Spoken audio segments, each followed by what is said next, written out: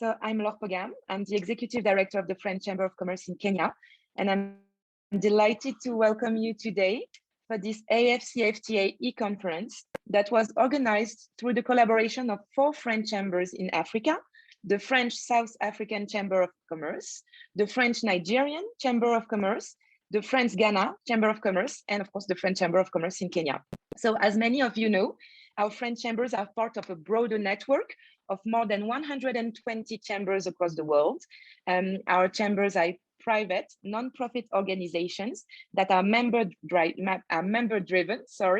Our main purpose is to create opportunities for our respective business communities by providing a range of tailor-made business services and activities with the ultimate goal of fostering effective business support for French companies in our respective countries.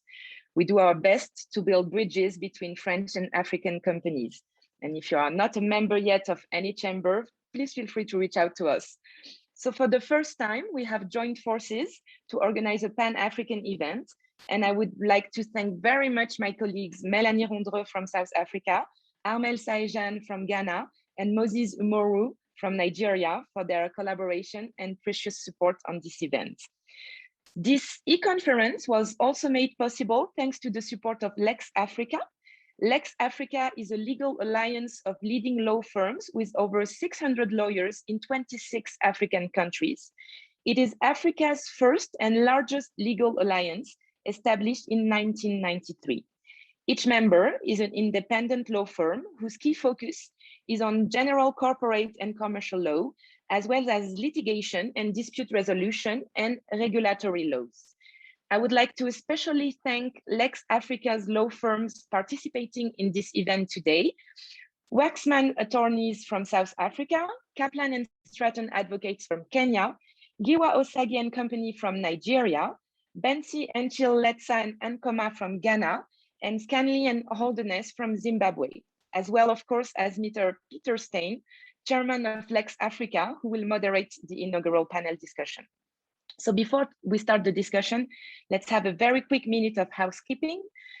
So as you have all noticed, as participants, you are all on mute, so we can all focus on the discussion. We kindly request that you briefly introduce yourself in the Zoom chat box so we can get to know you a little better.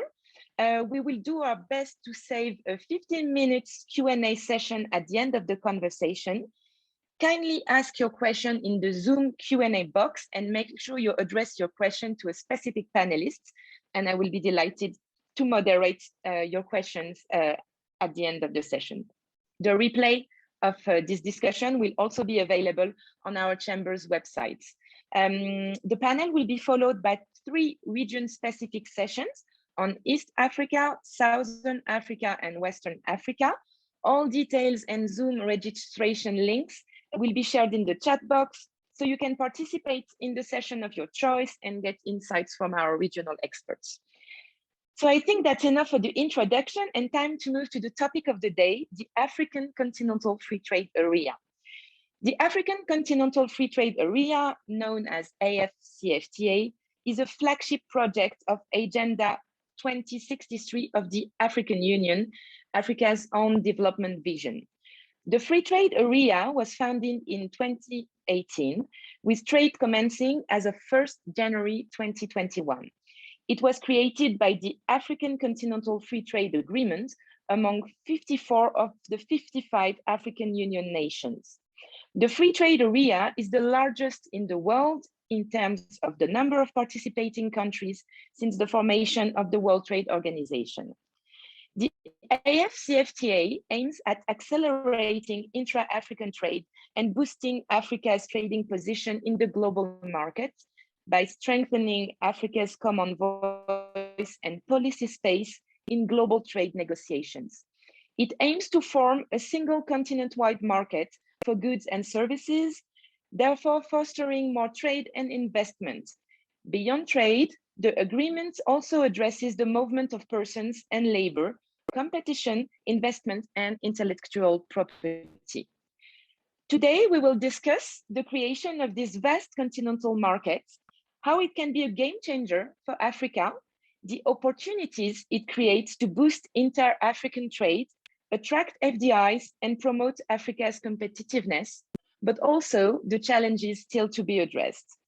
I would like to welcome and especially thank our esteemed panelists, Mr. Joseph Atta-Mensah, Principal Policy Advisor at the United Nations Economic Commission for Africa, Alhaj Rashid Kibawa, Director of Trade at the East African Community Secretariat, Yewande Sadiku, CEO of the Nigerian Investment Promotion Commission, and Mr. Willy Shumba, Senior Expert and Advisor in Customs at the AfCFTA Secretariat.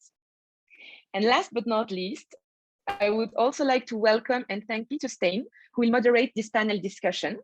Peter, you are the chairman of LEX Africa and also a director at Waxman's Attorneys in South Africa. You provide expert advice in the competition, corporate mergers and acquisitions, and Black economic empowerment and gaming regulatory practice areas. You specialize in various areas of commercial and corporate law, such as cross-border transactions, mergers and acquisitions, management buyouts, restructuring of corporate entities, Black economic empowerment transaction, as I've already mentioned, and due diligence investigations. You are also deeply experienced in matters of supply and procurement, distribution and manufacturing agreements, African trades and projects, competition law, trust law, and gaming law. Well, that's a lot. You have advised clients both in South Africa and in other African countries with regard to transactions, joint ventures, investments, and competition regulatory matters. Thank you again so much, Peter and LEX Africa, for your support on this event. I think I have already spoken way too much, and I am now delighted to hand over to you so we can start this panel discussion. Thank you. Many thanks, Laure. Bonjour, mesdames et messieurs, ladies and gentlemen. Welcome to the panel. We're delighted to have worked with the French Chambers of Commerce in Africa on this project. As Laure mentioned, the AfCFTA is a very important game changer for Africa and raises many issues and challenges, which we've assembled an expert panel to discuss some, if not all, those issues and challenges. As Laure mentioned, we've got Mr. Willy Shumba, who's a senior customs expert and advisor on the AfCFTA at the Secretariat. So we're very pleased to have someone who's on the coalface, so to speak. He currently works for the African Union as a senior customs expert and advisor in the AfCFTA unit. He's based in Addis Ababa and has over 20 years experience working as a senior manager and executive in customs administration from a strategic perspective and national level. He also has solid appreciation of the business environment with hands-on experience on how the private sector, public sector, and statutory bodies operate. He deals with international organizations as well as regional economic communities in Africa. And since 2007 has been a visiting lecturer in customs law at the National University of Science and Technology in Zimbabwe. We also have Mr. Joseph Atta-Mensah, who's a principal policy advisor at the United Nations Economic Commission for Africa. His responsibilities include ensuring key policy findings are used to support policy implementation at national, sub-regional, and continental levels. He also works on issues of macroeconomics, monetary economics, and economic models. He leads teams in providing policy advisory services to national, sub-regional, and regional institutions. We also have Ms. Yewande Sadiku, who's the Chief Executive Officer of the Nigerian Investment Promotion Commission. She has been, which the commission is Nigeria's foremost investment promotion agency, and she's held that position since November 2016. She previously was the executive director responsible for Stanbic IBTC Group's corporate and investment banking business, and has managed key relationships with regulators and several of Nigeria's leading corporate and multinational clients. Then last but definitely not least, we have Rashid Alhaj, who's an economist by background and is the director in charge of trade at the East African Community Secretariat based in Arusha in Tanzania. He's a former Ugandan Commissioner for Economic Affairs in East African Community Integration. So we want to have an interactive panel. There's going to be a short introductory by me, We hope to stimulate debate. As Law mentioned, please post your questions. We want to have a debate, an interactive session. So without further ado, I think, Law, we're going to move on to the brief presentation. Can we move to the second slide, please?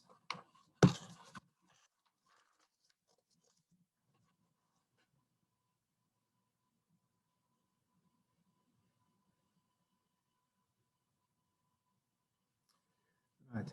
I always say this, that I feel quite strongly about it, that Africa, people talk of Africa, it's not a country, it's actually 55 separate nation states, 1.2 billion people, estimated to be 2.5 billion by 2050, with huge diversity. I think that's one of the strengths and one of the things that make Africa interesting is the huge diversity of culture, languages, more than 2,000 languages.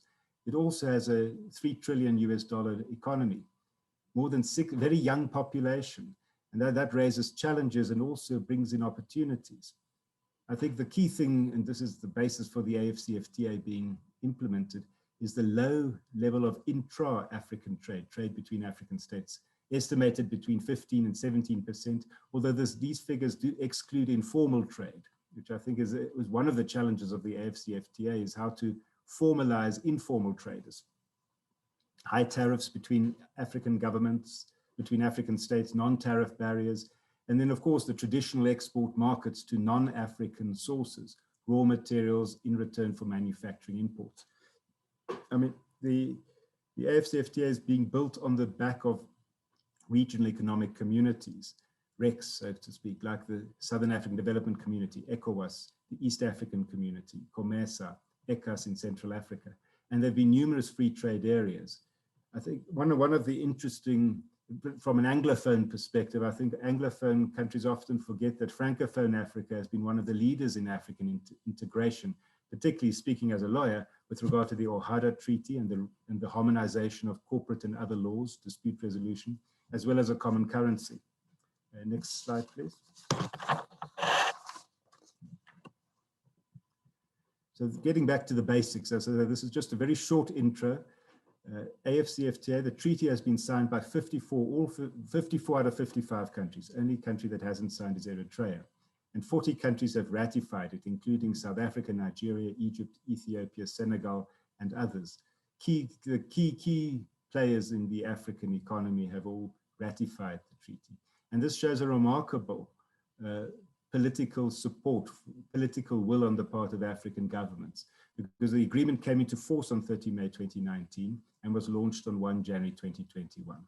The Secretariat is in Ghana, and as a proud South African, I'm delighted that a fellow South African was appointed as the Secretary General, Mr. Wamkele Nene. Next slide, please. So the basics, and this is the starting point and the focus of work done on the AfCFTA to date, is that it aims to remove tariffs on 90% of goods traded between African states over 5 years, with a 10-year period for the least developed African countries. 7% of goods may be classified as sensitive with longer periods, and each country may exclude up to a maximum of 3% of products. Now, the figures I've got is by 5 December 2020, 41 countries out of 54 had submitted tariff offers, including the Southern African Customs Union of South Africa, Lesotho, Botswana, Namibia, and Eswatini. The rules of origin are key. I mean, this is the fundamental issue. I think we're jumping ahead. The rules of origin are key and need to be finalized. And I think that is a work in progress, and the plan is that will be finalized by the end of this year. Only goods originating in member states or sufficiently worked or processed in the member state may benefit from the tariff relief. In other words, all African imports from any African country will be treated the same as locally produced products, which raises challenges of implementation for each African country. And the removal of non-tariff barriers and the facilitation of customs procedures. I always say for South Africa, one of the most important border posts for our trade with the rest of Africa is through the Beitbridge border post with Zimbabwe, where there's been, for the last 30 years, there have been delays with trucks, sometimes 10-kilometer long trucks. So that's the basics, like facilitating customs procedures, allowing goods to travel seamlessly between African states will have enormous, and it's a low-hanging fruit, huge impact on business. Next slide, please. So we've dealt with the trade in goods, which is the main focus at the moment.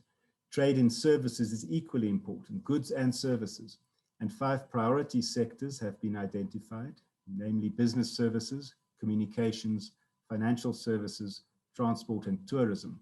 And I think at least 34 initial offers have been received from member states. That's 34 out of 54 countries that have submitted offers, again showing government support and political will backing this project. The phase 2, which as a lawyer I'm particularly interested in, the relief on trade in goods and trade in services is the phase 1. Phase 2, the negotiations have not yet been completed, and the deadline date is quite tight, 31 December this year. And this deals with key issues which is of significance for business, to give business support and legal support, I think most importantly, mainly competition laws, which I think more and more African countries have realized is a key value add to promoting growth, investment, and development in their countries. And we've got interesting developments in that we've got several regional competition authorities, for example, the COMESA Competition Commission. So that's a key, and it's important that it's been focused on by the treaty. Intellectual property protection, I don't think one needs to say more that businesses need protection for their intellectual property. And then investment policies, incentives, very important, of course, for business. And last but not least, dispute resolution. Although Article 20 of the treaty, the AfCFTA treaty, only contemplates dispute resolution between member states, not between private business or private individuals and member states. So I think that these are really important issues for business, phase 2, moving forward. Next slide, please. Other focus areas are the e-commerce as well as payment systems. Africa has 42 currencies. And I know that Mr. Mene in a recent interview said that ultimately we want a single currency for Africa. But what the Secretariat has been working on together with AfrEximbank is a Pan-African payment and settlement system, which will facilitate payments between African countries, bearing in mind that there are 42 currencies, and reduce costs significantly by several billion. I mean, the estimates are that the exchange of African currencies is a cost of about $4 to $5 billion a year. So there's a pilot project on that, the Pan-African payment system being done in Nigeria, Gambia, Guinea, Liberia, and Sierra Leone. So again, we're seeing action here. We're seeing political will, an active secretariat, and things actually happening on the ground. Other focus areas, women in trade. I read a very interesting survey by USAID that 70% of informal trade in Southern Africa is actually run by women, which is a fascinating statistic. So I think that it's empowering women is part of the focus area. The free movement of people, of course, is not covered, and that's maybe a bridge too far at this early stage. But there has been talk of an African passport, visa-free business travel. I think challenges include existing localization and citizen empowerment policies. In South Africa, for example, we have our own Black economic empowerment policies where the definition of a Black person is a South African citizen. Now, how will that interplay with intra-African trade? We've also brought in the sugar and textile industries, restrictions and incentives to buy locally instead of from our neighbors, Eswatini and Lesotho, who are members of the Southern African Customs Union. So and that's just South Africa by way of example. These are existing policies. And how will that impact on the AfCFTA? And I think it's absolutely critical that there's a solid legal framework underpinning the AfCFTA with regard to certainty. I mean, business needs certainty. They want to understand what the rules are, clear rules, and also dispute resolution, that there's an easy way to resolve disputes and enforce your rights contractually. So that raises issues of rule of law, governance issues. So I think this project is a wonderful project. It is a game changer for Africa, but I think it requires commitment and support, not just by government, but private sector, as well as non-governmental organizations. Now that's a brief introduction. I want want to now knock into our panel. And I think I'm going to start with you, Willie, since we're delighted that we've got somebody up working at the coalface from the Secretariat. I think we'd really appreciate it if you could maybe outline what you believe the major successes to date in bringing the AfCFTA to reality has been, and what the outstanding issues are. So over to you, Willie. I think you would just unmute yourself. Thank you very much, Peter, for the overview of the AfCFTA and for such a comprehensive overview. Of course, the figures are ever changing. The countries are still 54 who have signed. Eritrea is still outstanding. When it comes to ratifications, last week we had Tanzania Parliament had ratified, and I'm sure they are in the process of doing the depositing the ratification. So these are some of the positive developments which are always ever taking place, and which shows that the AfCFTA is a reality, and as you have said, is a game changer. Well, you have requested me to give a brief overview of the successes, the achievements so far made. And I can tell you, of all the African treaties which have signed under the AU, the response to the agreement for the establishment of the AfCFTA has been so amazing. The political support has also been so amazing. And you can actually trace the success right from day one when the agreement was adopted, when 44 countries in Kigali during an extraordinary summit, 44 heads of states signed the agreement in a single day. And that in itself is achievement number one.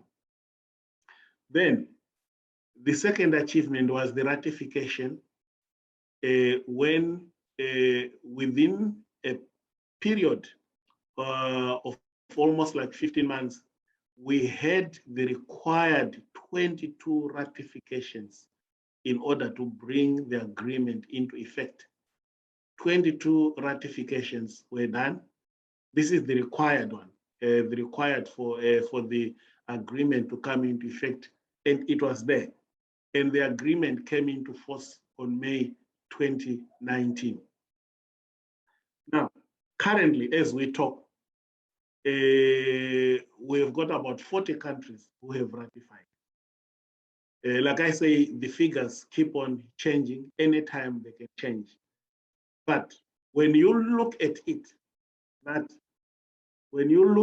from the point of view that within such a short space of time, 2018, when it was adopted, and here we are today, 3 years down the line, we have got over 2/3 of the African countries who have deposited instrument of ratification. That's a success in itself.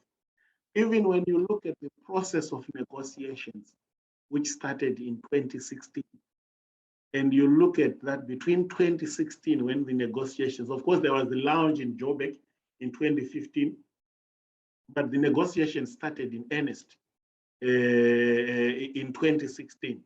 And within a period of 2 years, you had 55 African countries achieving an agreement within a period of 2 years. That shows the serious commitment. 55 African countries, diverse economic backgrounds, they come together, they agree, and they come up with a mutually beneficial agreement to all of them. That again is an achievement. And I also want to mention that the AfCFTA is actually part of the grander African objective of creating a a greater market for Africa under the Abuja Treaty. And it is actually built upon the 8 regional economic communities in Africa. That is, as you touched this in your presentation. Of course, the list of the 8 recognized regional economic communities in Africa is the Arab Maghreb Union in Northern Africa, COMESA, encompassing from Southern Africa right up to North Africa, the East African Community in East Africa, the ECAS and CENSAD, which comprises of quite a lot of French-speaking countries, the ECAS and CENSAD. Then you also have ECOWAS, one of, together with EAC, ECOWAS are some of the well-established REX, together with COMESA as well. Then IGAD and SADC. So you look at this diversity, 55 countries, 8 REX, and all coming up to this agreement. Of course, there are still some outstanding work which is to be done. There is still some outstanding work to be done. Phase 1 of negotiations comprised of the agreement itself, protocol on trade in goods, protocol on trade in services, and dispute settlement. And those protocols have been finalized. Of course, we still have some issues which are being attended to under goods. The rules of origin have been done 86%, over 86% of the rules of origins have been finalized. But there is still some work going on the rules of origin, and also part of that is work pertaining to the special economic zones. Then under services, they've already identified the sectors, the priority sectors, the 5 priority sectors, and there is already work which is being done on that. And also dispute settlement, like I said, the protocol is there, but there is work ongoing on the implementation modalities of the dispute resolution. Then you also talked about phase 2, whose work has again started on competition policy, investment, intellectual property rights. I need to mention issues pertaining to digital trade and women in trade. So there is a mammoth work which is going on at the Secretariat in Ghana. In fact, I have now moved over from, as a customs expert, I've actually now moved over to Ghana. I'm now based in Ghana. And there is a lot of work, which is going, trying to facilitate the implementation of the AfCFTA. I think for now, this is what I can say, an overview of the successes and the work which remains to be done. Thank you. Thank you very much, Willie. I think that's really helpful to get the good news from the Secretariat side that there's ongoing work and progress is being made and there's political support for this. I think I'd like to ask Rashid the next question. I mean, Willie mentioned that the regional economic communities are the building blocks of the AfCFTA. And so we're very lucky that Rashid, who's at the East African Community Secretariat, is with us today. And I think that the East African community, from an Anglophone Africa perspective, is one of the role models for integration. So Rashid, I'd like to ask you that from an East African community perspective, what are some of the current problems or challenges for the private sector in East Africa with regard to the implementation of the AfCFTA?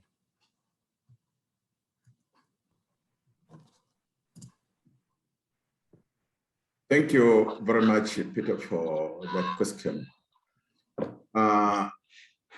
The private sector is the, let me put on the video. The private sector is the key implementer or the key stakeholder when it comes to the implementation of the free trade agreement.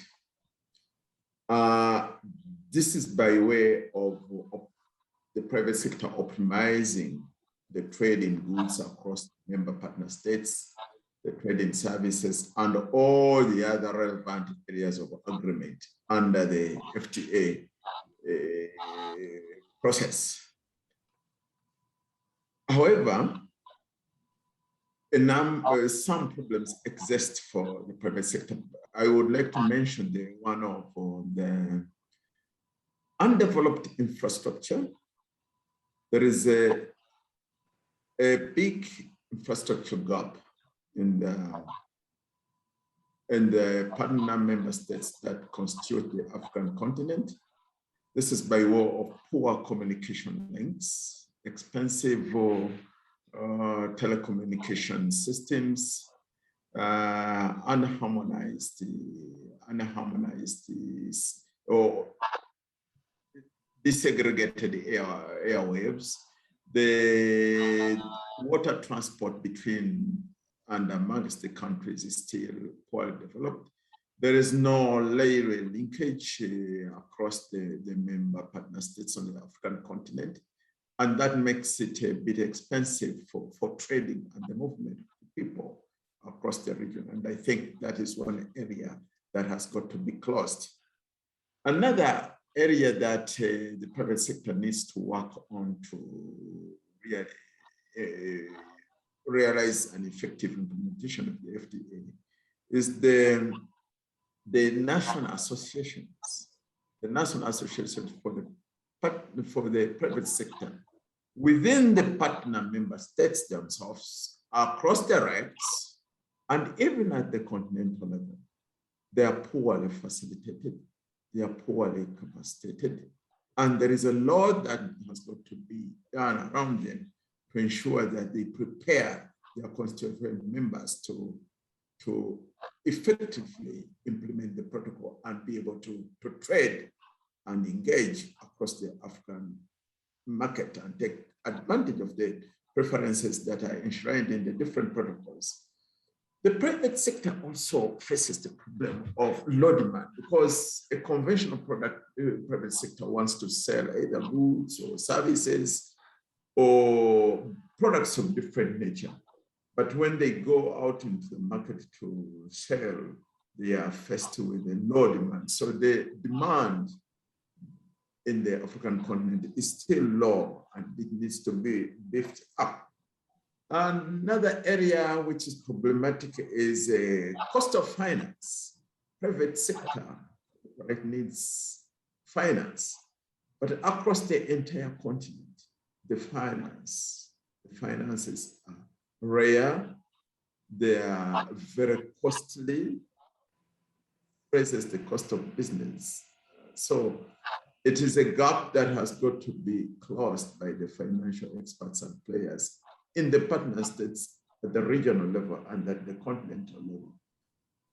The private sector in the African continent, and for what I've observed before, is that when it comes to selling goods, especially for exports, they sell raw materials, mainly agricultural, with a low value addition. This means a poor markup when it comes to the goods that they sell. And it also translates into low farm gate prices that has got to be paid for the products that are produced. So up and when the region or the private sector is able to add some value to the products that they sell or they export, will they make full benefit of the regional, the African continental free trade area. The private sector also faces non-tariff barriers across the borders. As regional economic groupings deal with the non-tariff barriers, other non-tariff barriers keep cropping up here and there. And this makes the regional integration process, I wouldn't like to use the word in mockery because that would be too much. But the point is to emphasize is that something has got to be done around the removal of non-tariff barriers so that they are removed. And I think there is need for some political resolutions to be made to remove these non-tariff barriers so that the common markets that are created are realized. But also, very fundamentally the cost of business. The cost of doing business in the regions, in the partners across the continent is still high. And it renders the private sector in Africa rather uncompetitive. They cannot sell outside the region. They cannot take advantage of the preferences that are accorded to them in the EU, the Asian countries, and even in America. And it also subjects the private sector to a lot of importation, and it dwindles their business prospects and the capacity. So it is a gap that the private sector has got to work on with the respective governments with view to getting it closed. The private sector also faces the problem of cheap imports from many countries, particularly China and the other emerging economies. So, okay, we say in economics that competition is an economy to efficiency, but you must be facilitated to put up with the stiff, you must be well capacitated to cope with the competitiveness, with the competition for the goods that come from outside. So such are the kind of issues that the private sector in Africa, the EAC, and across our partners face, and it has to be dealt with. Thank you very much, colleagues. Thank you very much. I mean, those, I think you've highlighted really key issues.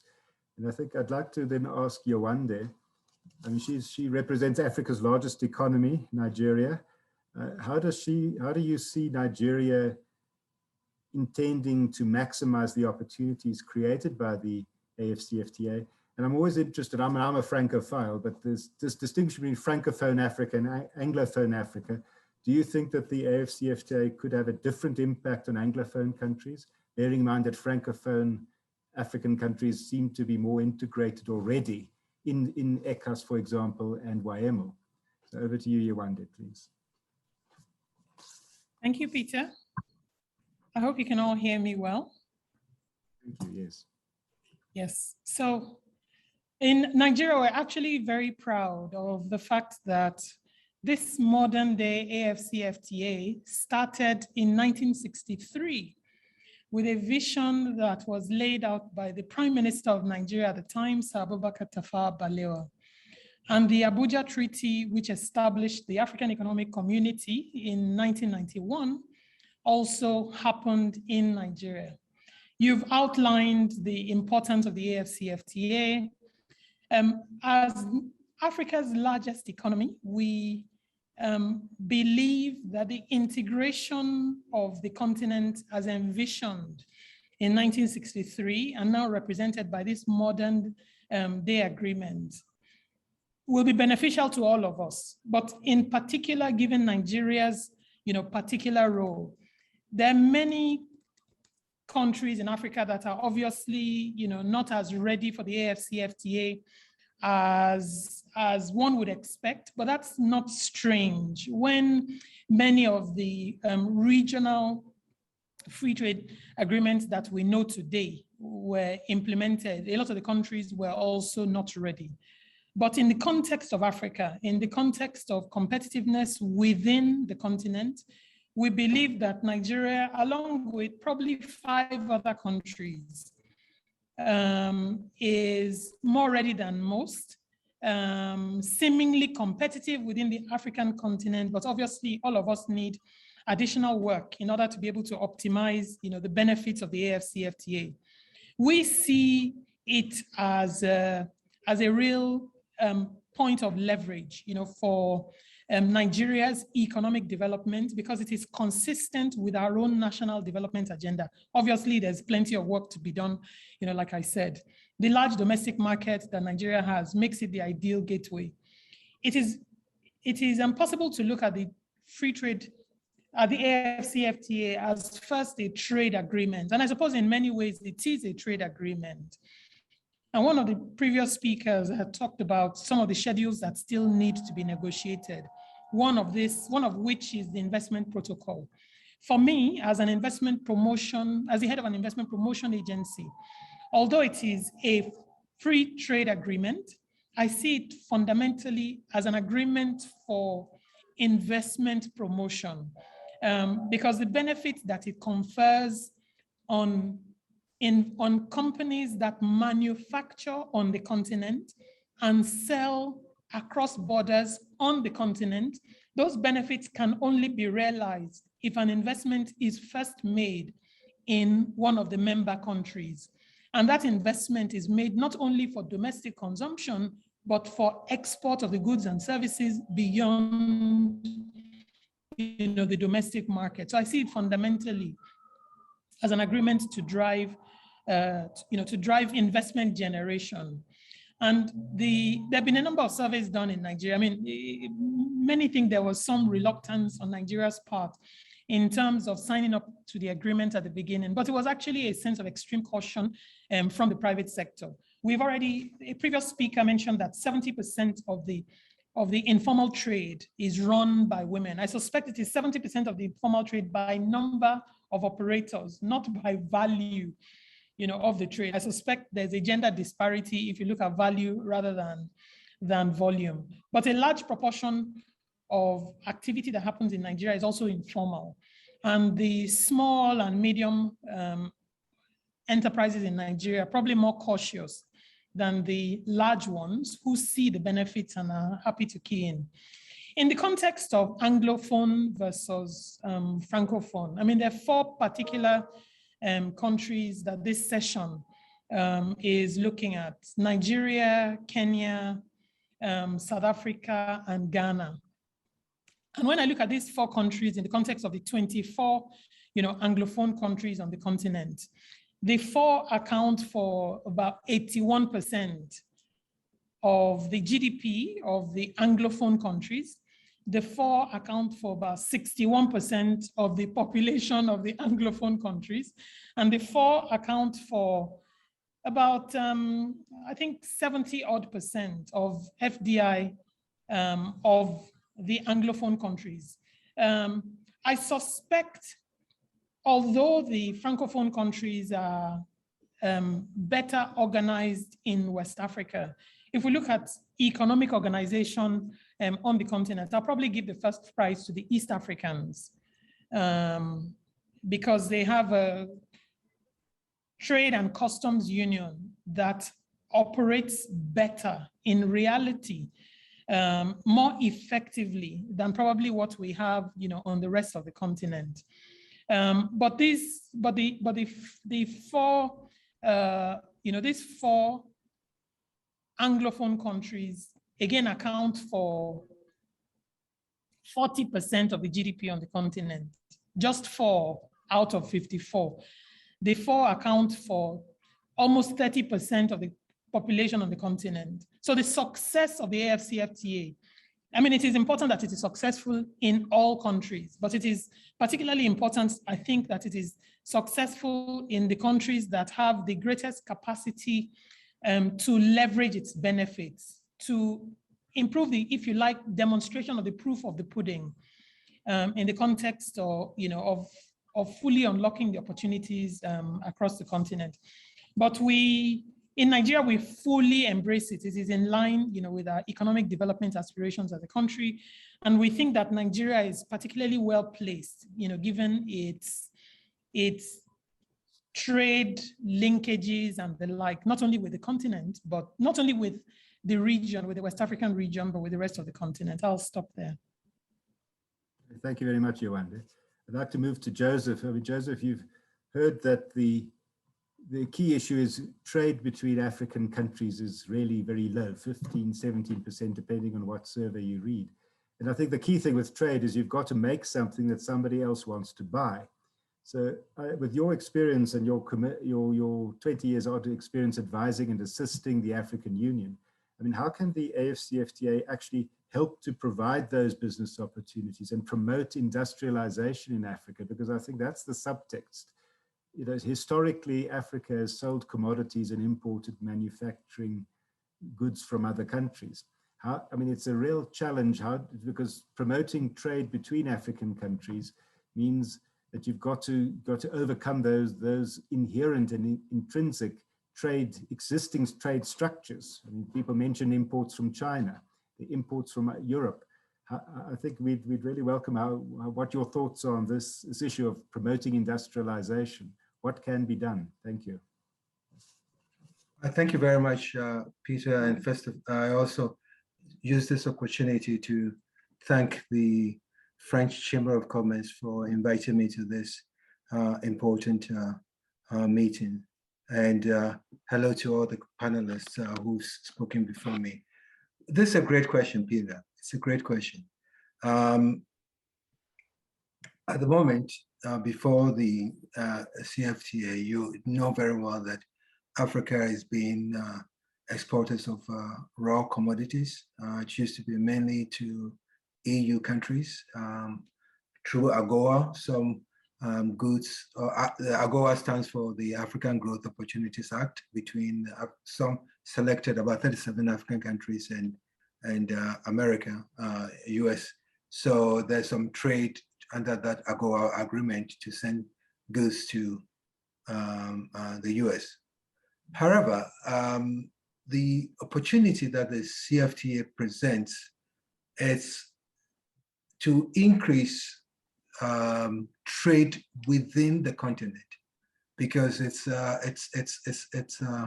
agreement that seeks to remove tariffs trade between, say, Ghana and Nigeria, or Ghana and South Africa, or South Africa and Malawi. Although there might be some existing arrangements that exist already between these bilateral arrangements between some countries. But overall, it seeks to reduce tariffs from about 6.1% almost to zero, covering about 90% of the goods traded. A few percentages, like about 10% or so, or 7% left for sensitive goods, which are going to be phased out eventually. Now, so if you're going to trade between country A and country B, you realize that you would have to produce things that you have comparative advantage in and trade that in. At the moment, we find that the value of trade, intra-African trade, it's about 100 billion. And the expectations through the models that my colleagues have been looking at the ECA is that by 2050, with the CFTA, volume of trade, intra-African trade, could move to about 400 billion. And so if that is the case, then it suggests to me that there would have to be industrialization, because you would have to add value to the products that you produce. You're not going to just sell raw leather from Botswana to South Africa, which raw leather might be transformed into leather that could be used in the South African auto manufacturing sector, which is key. So therefore, value had to be added to it. The same case could be said. The Ghana might want to think of its cocoa and be able now not to sell raw cocoa in its raw form, but probably sell chocolates within the continent. Ethiopia all has boosted itself of what do you call it, coffee. It would have to refine itself to make sure that coffee is not only drunk by on American streets, but also drunk outside Ethiopia, but in a place like Morocco. So there has to be a way that African countries would have to take advantage of that. Now, to do that, technology becomes key. Technology is key. I mean, we've got to try and take advantage of what is happening to be able to use technology to speed up production. If there's anything at all, what COVID has taught us, despite this ill effect and has affected all of us in a bad way, would have to seize on technology as an opportunity to be able to industrialize and industrialize quickly. And therefore, it means that we have to go into green technology because, you know, fossil fuels are not very helpful to the environment, and therefore climate change. It's something which we should all be concerned about. And therefore, to move forward, we'd have to go into use of that. So what the trade would do, the CFTA would do at the moment, as you pointed out in your slides, trade amongst ourselves is maybe around 15%. We hope that, and in a very ambitious manner, if the CFTA trade within Africa could go to about 75%. So what is all this going to do for us in Africa? We have a GDP at the moment about 2.5 trillion. If we do it properly, what we hope to get is that we'll get true trade and true industrialization. And in a very ambitious way, in a very static way, we might be able to boost our GDP by over 50 billion at the end of the process by 2050. So let me stop here and come back to respond to further questions. I thank you. Thank you very much, Joseph. I'd like to go back to Willie, because I think what Joseph and the other speakers have raised is, I think the challenge of implementation in, say, a specific country is that there might be losers in that country. They might suddenly have imports of goods. Joseph mentioned the provision of leather for the South African automotive industry. If Botswana is more competitive, they'll take away business from South African suppliers. I mean, what efforts are being made by the AfCFTA Secretariat, and how does the AfCFTA actually deal with helping to make the AfCFTA a success and a reality for business stakeholders? Because particularly with regard to this is a key implementation issue, there are going to be local vested interests that are going to push back against competition. I think that's a really important issue. The other, of course, is borders. I mean, borders, clearly, I mean, if you're going to have free trade, you've got to open borders. I mean, I think that's part of the question, is what efforts would be made to try to really make this a reality, because ultimately business has got to buy into the process. The AfCFTA needs business to commit and take advantage of it to reach those successful targets which Joseph mentioned. So over to you, Willie. Thank you, Peter, for that question. I think when it comes to implementation, I can highlight 3 key issues which are really important when it comes to implementation. The first, these issues are all pertinent to what a free trade area is. When you talk of any free trade area, if you look at the definition of a free trade area, you are talking of originating products being traded and on substantial trade. And you are talking of trade facilitation. So in my response to this, I'll look at issues pertaining to rules of origin. Rules of origin are an important criteria to make sure that the AfCFTA will trade in products which are made in Africa.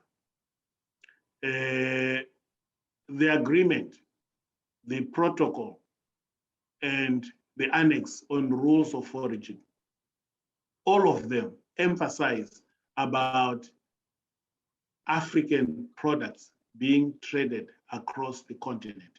And this is where the issue of the rules of origin comes in. And the AfCFTA has come up with rules of origin, which basically define what goods qualify as originating in Africa. We've had an example of leather, you've got an example of coffee, and so everything will rest upon how you define a product as originating in Africa. You will have certain products defined as originating based on a certain maximum element of non-originating products. You also have some products defined as originating when they are wholly made or wholly produced in Africa. So basically, the negotiators, in negotiating for the rules of origin, they've been looking at the requirements for Africa. What resources does Africa have? What is available in Africa for goods to qualify as originating, so that Africa does not end up trading. Africa does not end up trading in foreign products. It's quite possible if you don't have robust and effective rules of origin, you might end up trading in foreign products. And this is where your customs and trade facilitation elements come in. But before I go on to customs and trade facilitation elements, one other element which, Peter, you touched on in your presentation was about the 90% schedule of tariff concessions. Basically, when you talk of the 90% or the 97%, you are talking of the products which have been identified as being offered for trade under duty-free. And this is where your 90% of the tariff lines come in. And this is one of the process which I also alluded to, that it was ongoing, whereby countries are making their tariff offers, each particular country identifying the products that it will allow duty-free into its own territory based on the 90% concessions and 7% sensitive products and 3% on the exclusion list. Now, I have said three aspects touch on a free trade area. I've looked at originating, the tariff offers, and the other one is trade facilitation. A free trade area is also defined as a free movement of goods by the members, and there will be trade facilitation measures which must be in place. And again, this is where your customs administrations come in, because you are talking of goods moving across borders. And for goods to move across borders freely, you need cooperation amongst customs administrations. You know, customs administrations, they run the borders, they do the border management. So you need cooperation amongst customs administrations. And the AfCFTA already has got in place provisions for the 55 customs administrations to cooperate.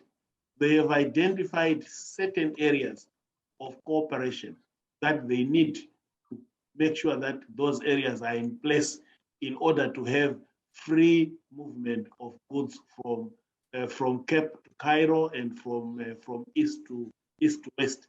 Actually, there are legal instruments which have been put in place. One instrument is an annex on customs cooperation. It identifies the areas of customs cooperation that must be implemented. Your harmonization of customs systems, your simplification of customs procedures, sharing of information amongst customs in order to facilitate trade. And you also have issues on trade facilitation, where customs has got to identify key aspects on trade facilitation that must be implemented in order to have the AfCFTA operational. You also have issues of transit. So many countries in Africa are transit countries. Not all countries have got ports. So when goods, for example, arrive in Durban and are going to Zambia, you need a transit facilitation so that those goods can be able to be facilitated under the AfCFTA. So These measures are in place for implementation to ensure that there's trade facilitation, and also there is sufficient level of cooperation, and also goods are identified, qualifying goods which qualify as originating. Thank you. Thank you very much, Willie. I think my next question is for Rashid. I mean, we're now really trying to identify how we incentivize private sector to take advantage of these opportunities. I mean, what will the East African Community Secretariat be doing to assist the East African private sector to take full advantage of the AfCFTA? And how would you actually advise the private sector to prepare for the implementation? I suppose it depends on which sector you're talking about. A private manufacturing, say Tanzania, will say, well, there's more competition coming in, whereas a Tanzanian business which is exporting will think, well, there might be new export markets. But I'd welcome your thoughts on these issues, which I think is really important.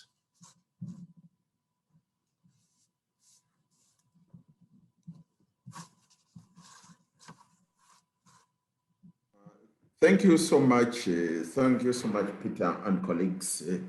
For the private sector to take advantage of the AfCFTA, I think three things have got to take place. One, they've got to produce the goods, the tradables, animals. And secondly, the goods have got to be produced cheaply or competitively for that money. And the goods must be of quality. Now, for those three areas to be achieved, several things must be in place. I've already alluded to some of them in my first presentation and even the other presentations. One is to ensure that the infrastructure is in place. The connectivity, the physical connectivity must be there. I've already talked about that. I will not elaborate. Two, there must be private sector development funds in place to assist the private sector to achieve the three issues that I've talked about, to be strengthened. You need the funding. Our development banks must put funding in place to assist the private sector to produce. Then at the REC level and even at the SFTA level, we must strengthen the private sector organizations so that they can articulate their the policies, they can articulate their positions, they can capacity build their members and do all sorts of things like that. Then for the private sector to be up and running for the SFTA, the public-private sector dialogue also needs to be entrenched across the continent, at the national level, and at also the regional level. Unless there is this dialogue, this communication mechanism between the private sector and the public sector, the remedial processes for the gaps that we are identifying will not be taken upon.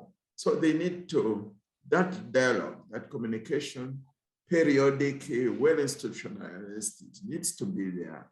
And the issues that are raised in that process need to be addressed. So the PPP, public-private dialogue, needs to be enhanced. Then there is also need to take bold steps to strengthen the enterprises themselves by building their capacities and sort out things relating to registry and so on and so forth. But also, which I've already talked about in my first submission, competitiveness, the issue of competitiveness of the economies and the private sector and the entire area relating to doing business environment has got to be enhanced. You will note, Peter and colleagues, that time for physical trading is gone, and our private sector must digitalize and conduct their trading and business through e-commerce platforms. And the public sector, the regional economic groupings and the governments must put in place mechanisms and platforms and the regulatory frameworks and the legal frameworks to facilitate digitalization of trade and digitalization of business. So that one is also one area that is going to be worked upon. I think also our governments must take bold steps to boost the level of demand. The level of demand is too low there. It must be addressed deliberately, and particularly demand for locally produced goods. And when I talk of local at this time, in this context, I'm talking of it in the context of Africa. So African goods. So people must have the money in their pockets to buy the goods, and it's only then that the private sector will be able to sell. Also, and this is especially so for the REX and the national government, they must be skilled. There's a whole range of issues and areas that our private sector needs to get skilled in. They must be identified and taken head on. The private sector needs to be exposed to good business practices, to MSE, modern MSE practices. They should be able to learn from one another. Where one country is excelling in one area, it needs to be exposed to the other countries. So scaling and exposure all needs to be worked upon. We have already said that 60% or 70% of the private sector in Africa is small and micro. This one needs to be linked to the big players, the big private sector.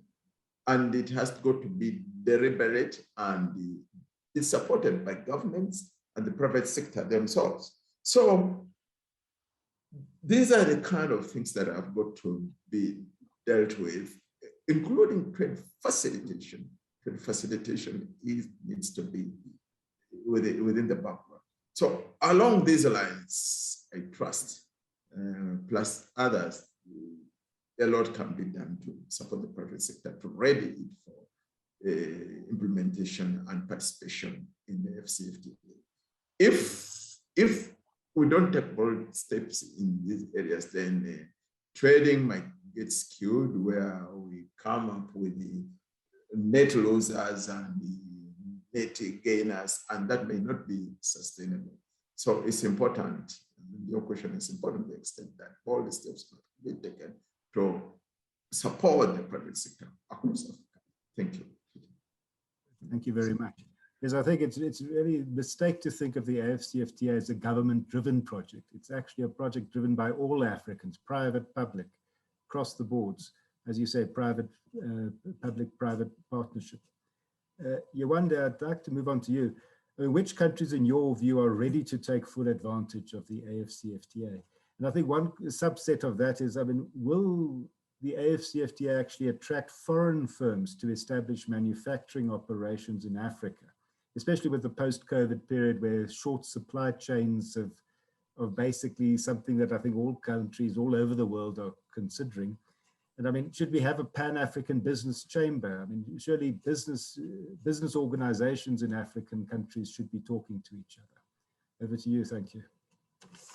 Thank you. Thank you, Peter. First, I actually don't think that there's any country on the continent that is fully ready. And I made that comment, when I spoke earlier. In terms of the countries that are more ready than the rest, I would say South Africa, Nigeria, Morocco, Kenya, Egypt, and Botswana.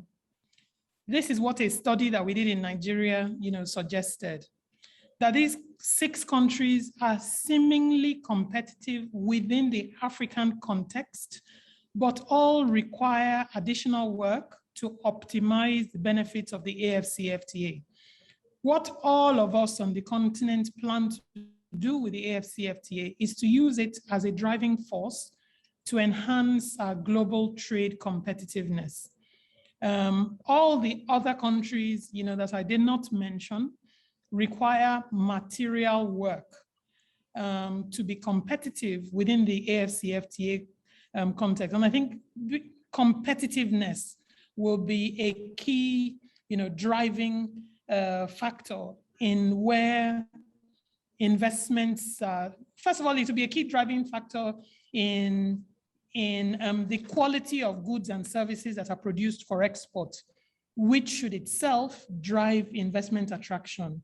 My personal view of investment attraction is that the AfCFTA should boost Africa's share of capital, that flows. Africa represents 3% of global trade, even though it accounts for 16% of the population. It represents 3% of global GDP, despite the fact that it accounts for 16% of global population. It is exactly for the reason that you mentioned, COVID, which has now driven the need to shorten, supply chains and the like, that I think that a deliberate effort by multinationals to situate a considerable part of their production value chain on the continent is necessary. The choice of the country that they pitch, that they cite that investment in, is important and will be driven by a number of factors: competitiveness, ease of doing business, size of market, and the like. But it should help drive investment on the continent for the investor companies to be able to produce goods and services that will benefit from the advantageous tariffs, that the AfCFTA provides for. I don't know whether you can see my video. I can see you. I can see you, yes. Anyway, I'm done with the comments. Thank you very much, Iwande. I'd like to move to Joseph. Joseph, I mean, we've been talking again, it's this whole importance that all Africans, private and public sector, work together. I mean, how can the business and the private sector, and especially for small and medium-sized enterprises, promote and assist the implementation of the AfCFTA? And again, I think we must always put the AfCFTA in a AU, African Union context. I mean, how does this fit in with the 2030 Agenda for Sustainable Development? Over to you, Joseph.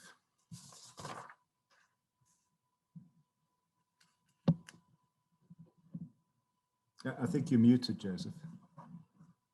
Sorry. I think it's important for us to know that, and thanks for your question, and for us to know that the AfCFTA is not an agreement that says we should start trading. It is there to deepen trade, to promote trade. We've been trading. South Africa has been trading with the rest of Africa. Nigeria has been trading with the rest of Africa. All that it seeks to do is to remove restrictions, particularly tariffs, so that trade will be enhanced and therefore will boost trade. So I think we should get that. And at times when I hear that, we are not ready for trade, it's like we're starting from ground zero, and we are not starting from ground zero. Under the various regional economic communities, ECOWAS, EAC, and all that, there are protocols governing trade within themselves. So trade is taking place. It's just we want to boost trade within the Africa. So back to your question. For small and medium-sized enterprises to be able to flourish, I would want to look at another soft side, which we've not talked about, and which is monetary policy or a macroeconomic framework. So therefore, we have to have sound monetary policy, which would then be in a situation to keep interest rates or credit rates in a way that it would make it easier for small and medium-sized companies to be able to borrow funds that are needed to help them in what they do. The second thing which we need to do is also to try and remove any opaqueness in agreements, to have transparency. And as you all know, the former president of South Africa, Thabo Mbeki, looked into a study in which you find that there's some form of illicit financial flows, which Africa loses about $50 billion every year. So that has to be addressed so that we stop that, so that there's fair trade. We also need to look into the whole question of trade-related infrastructure. And I think you pointed out, Rashid has pointed out, and Willie has also pointed out, the need for us to strengthen our infrastructure. And the studies by African Development Bank suggest that annually we would need about $130 billion dollars in order to shore up our infrastructure, which would necessitate trade. So that needs to be done. Then the other thing that we also need to do is, and I think you pointed out in your slides, is if we're going to have development, and if we're going to have industrialization, and we want to boost trade, there's also the other part that we have to look at into what we know as a free movement of persons. Most of the regional economic communities have it. ECOWAS have some level of free movement, 90 days, you get visa if you're within from the ECOWAS zone. But the protocol also allows for right of residency, but I don't think we are enforcing it well that I should be. But I think Africa should begin to look into the common passport and the right of residency, which would allow people to move. If you look at where Rashid is from, EAC, it's a very advanced because they have a common market, and the common market allows them that people within the EAC region are able to move freely within the EAC. And that means the right of residency, employment, and all that. So that is also part of it that we've got to do in order to attract trade. Overall, I think the business community always, and this is what I say, the AfCFTA is there to benefit the private sector, the small and medium enterprises. It's always been said that governments are not approaching them. Governments are not approaching them. But they also have to step up because they are the ones who are going to be the beneficiaries. So they have to move in and take advantage of it. For instance, a seminar like this, you should see more private sector people organizing and sensitizing their people about what the CFTA is about, because they are the ones who are the beneficiaries.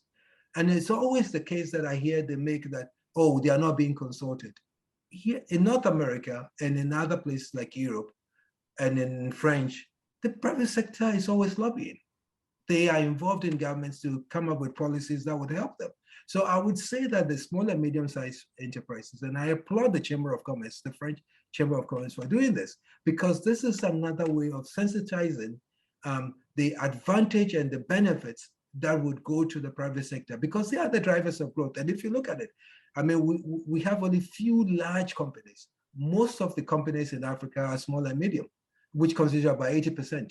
So therefore, all help in that sense must be given to them, and the trade and the Chamber of Commerce, the private sector, all of them must be involved in making sure. And I think one more point, which I think Willie made, which is very crucial, is about the landlord countries, the 15 landlord countries that we have in Africa, like Botswana, Lesotho, and all that. And you do know very well, Peter, the advantage that South Africa has been able to anchor Lesotho, Botswana, Zambia, and that by using the ports, the Durban ports, to help them with their trade. There's the Beira port also in Mozambique, that also helps. You know, so, and if you look at in terms of the corridors, the Trans-Kalahari corridors that you have, it's also a way of boosting trade within the small enterprises. So we would like to see more corridors being supported. In the case, for instance, in East Africa, you have the Mombasa port, which goes as far as caters servicing as far as DRC. So these are the kind of methods and things that we have to do. And in West Africa, we also have the Lagos Abidjan corridor. All those things would have to be boosted, to be shored up in order to have trade.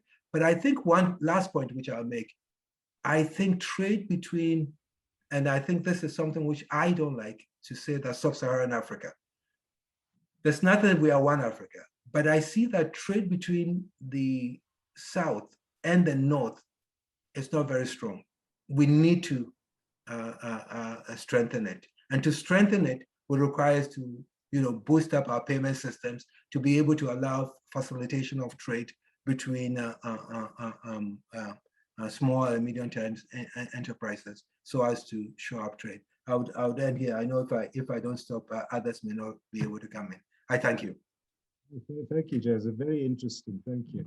I think, as I said in my intro, AfCFTA raises so many issues and challenges, and I know we're running out of time. And I think we did promise to give the audience an opportunity to ask some questions. So, Laura, I'm not sure if there have been any questions. I haven't been monitoring, but maybe we can end off with dealing with the questions we've received from the floor. Thank you very much, Peter, and thank you to all panelists. I will hand over to my colleague Amy from the French South African Chamber of Commerce. So she will moderate the Q&A session. Thank you very much, and thank you, Amy. No problem, Lok. Good afternoon, everyone. I've been behind the scenes, but it's been fantastic to listen to all of you here today and from the expert presentations of our panelists as well. I'm jumping in because, as you know, we are doing a regional conference at the moment. So Law has to jump on just to coordinate the East Africa session, which will be taking place shortly. And then following from that, we will also have the different regions, including Southern Africa, which I have the privilege of moderating. So if you're keen on Southern Africa, let us know. But in the chat group below, we will have all the links to all the panels if you want to tease out a little bit more regional specific questions. We are here to help you do that. And of course, with LEX Africa as our main partner leading us in those discussions.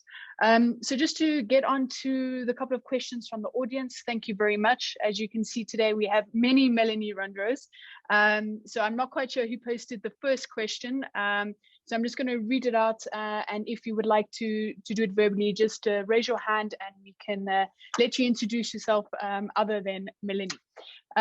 So our first question reads as follows. I think one of our panelists did touch on this, but really I think it's about how do we now get trade? How do we get ready to trade? Otherwise, there's a bit of a concern that the agreement will basically not be deployed. It will just remain a document.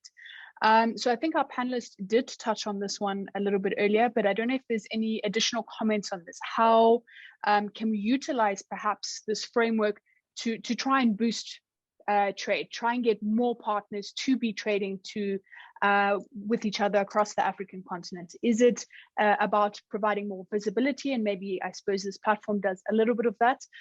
Is there something that we can be doing as maybe corporate organizations to boost that trade and boost that awareness a little bit more? So I'll start with that question. If any of our panelists would like to address that a little bit more in depth, and then we'll follow to the next question. Okay, I can quickly come in, and maybe other colleague may add. How do we trade? What I can say is 55 governments in Africa have put forward a framework for the private sector, for traders to buy and sell goods amongst themselves. So I think my colleague Rashid and someone else mentioned that it is the private sector who trades. So basically, a framework is there. It has been agreed continentally. And what it means is the private sector now, the people who want to trade, it's easy now for them to identify what do you want from Zimbabwe, what do you want from Ethiopia, what do you want from Ghana, and trade starts. So the framework is there, and it's entirely now up to the private sector to do so.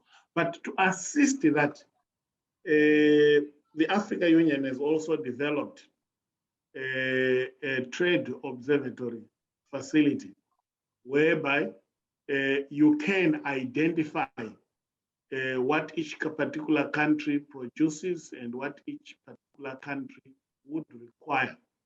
So there is a trade observatory facility which has been developed, and it's a tool for use by the private sector and traders. So the facilities are there, and it's now up to traders to identify what they want to buy or to sell. Thank you. Thank you. Thank you, Willie. Thank you.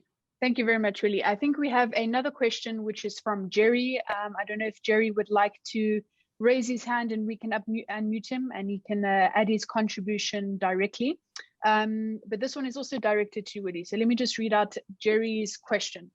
So Jerry understands that the African Free Trade Agreement is tailored for local manufacturing, but he wants to know, how would you advise an MNC providing premium quality, sustainable and SDG orientated products how would they benefit from these initiatives of the African Free Trade Agreement, disregarding the fact that you need to have a local site? So the question, I suppose more specifically would be, do local assembling companies benefit from this? And he gives an example of VW's vehicle assembly plant in Rwanda. So I don't know, Willie, if you can, the chat group is available to you if you want to clarify that.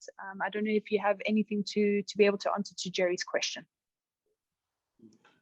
What I can say is the African Free Trade Area is designed for goods originating in Africa, meaning the goods must meet the required rules of origin.